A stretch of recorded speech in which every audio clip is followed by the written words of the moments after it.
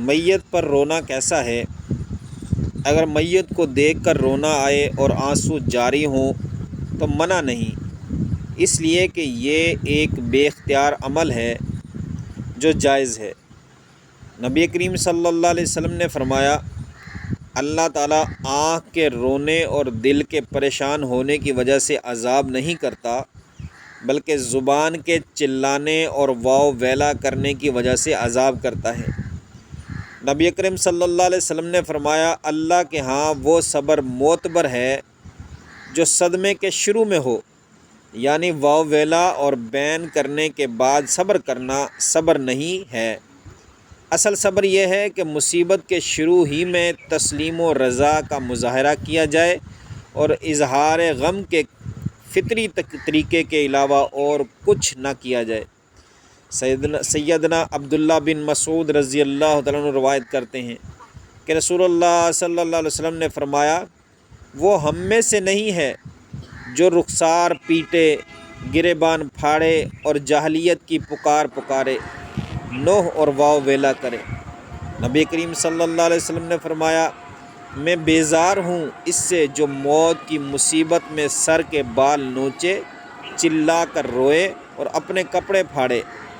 رسول اللہ صلی اللہ علیہ وسلم نے فرمایا، اللہ تعالیٰ فرماتا ہے، میرے اس مومن بندے کے لیے وحشت کے سوا کوئی بدلہ نہیں جس کے پیارے کو میں اہل دنیا سے قبض کرتا ہوں اور وہ اس کی موت پر صبر کرتے ہوئے ثواب کی امید رکھتا ہے۔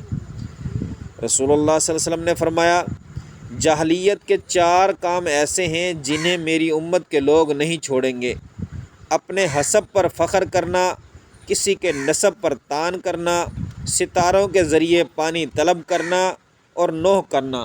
اور یہ بھی فرمایا، اگر نوح کرنے والی عورت مرنے سے پہلے توبہ نہ کرے تو قیامت کے دن اس پر گندک کی قمیض اور خارش کا کرتا ہوگا۔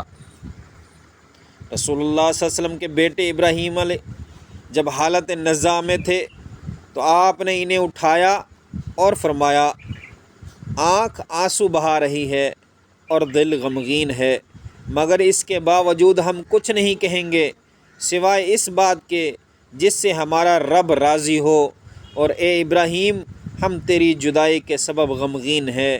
رسول اللہ صلی اللہ علیہ وسلم کا نواسہ فوت ہوا تو آپ کی آنکھوں سے آنسو جاری ہو گئے۔ سیدنا سعد بن عبادہ رضی اللہ تعالیٰ عنہ نے عرض کی، اے اللہ کے رسول صلی اللہ علیہ وسلم، یہ کیا ہے؟